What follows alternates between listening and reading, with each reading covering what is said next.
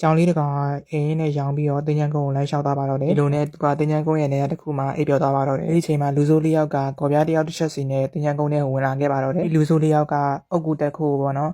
ကော်ပြားလေးခုနဲ့တူးပါတော့တယ်သူတို့ရဲ့မြေတူးရဲ့အတန်တွေကဆူညံမှုကြောင့်ရောင်ပြီးအိပ်ပျော်နေတဲ့ကြောင်လေးကလန့်ပြီးတော့နိုးလာခဲ့ပါတော့တယ်အဲကြောင်လေးကလူဆိုးလေးယောက်ကလောက်ရက်တွေကိုမမျှော်လင့်ပဲချောင်းကြည့်တယ်လို့ဖြစ်သွားခဲ့ပါတယ်လူဆိုးလေးယောက်ကဆိုရင်တင်းညာအုပ်ကူတွေကအလင်းတွေထွက်တဲ့နေရာတခုကိုသူတို့တွေခုံဆင်းသွားတာကိုကြောင်လေးကမြင်လိုက်ပါတယ်။ကြောင်လေးကလည်းစူးစမ်းကြတာကြောင့်လူဆိုးလေးယောက်ခုံဆင်းသွားတဲ့အုပ်ကူတွေကိုလိုက်ပြီးတော့ခုံဆင်းသွားပါတော့တယ်။ဒီအုပ်ကူရဲ့လှုပ်ဝက်တနေရာမှာဘာတွေဖြစ်နေလဲဆိုတာကြောင်လေးမြင်တွေ့သွားတဲ့အချိန်မှာတော့လူလေးယောက်ကရွှေတွေကိုအနားမှာဖွတ်ထားပြီးတော့သူတို့ရဲ့ရွှေတွေအညီအမျှခွဲယူပြီးယူနေတာကိုကြောင်လေးကမြင်သွားခဲ့တာပါ။အချိန်မှာလင်းတို့တကောင်ကကြောင်လေးကိုနောက်ကနေလာနှောက်ရှက်ပါတော့တယ်။တန်ကိုလူဆိုးလေးယောက်ကကြားသွားခဲ့ပါတော့တယ်။အကြောင်လေးရှိနေရဲဆိုတာကိုလူဆိုးလေးယောက်ကရိမ့်မိသွားခဲ့တာပါ။အဲဒါသူတို့လက်ကလွတ်မြောက်ဖို့အတွက်အတကုံပြေးပေမဲ့မလွတ်မြောက်ခဲ့ပါဘူး။အဲ့မှာတော့လူဆိုးလေးယောက်ကကြောင်လေးကိုဖမ်းမိသွားခဲ့ပါတော့တယ်။အဲ့လှုပ်ဝက်ချက်တွေပေါက်ကြားမှာဆိုတဲ့အတွက်ကြောင်လေးကိုသူတို့ကတတ်ပြီးတော့မြေမြုပ်လိုက်ပါတော့တယ်။မြေမြုပ်လိုက်တဲ့အချိန်မှာကြောင်လေးကမသေးသေးပါဘူး။ပြီးရတယ်သူတို့ကိစ္စတွေပြီးသွားတဲ့အချိန်မှာလူဆိုးလေးယောက်ကရွှေတွေယူပြီးတော့ကြောင်လေးကိုထားခဲ့ပါတော့တယ်။မြေပုံလေးကဒီကြောင်လေးကရောတေးသွားမှလားမသေးဘဲနဲ့လူဆိုးလေးယောက်ကိုကလေးစားပြန်ချင်မှလားဆိုတာ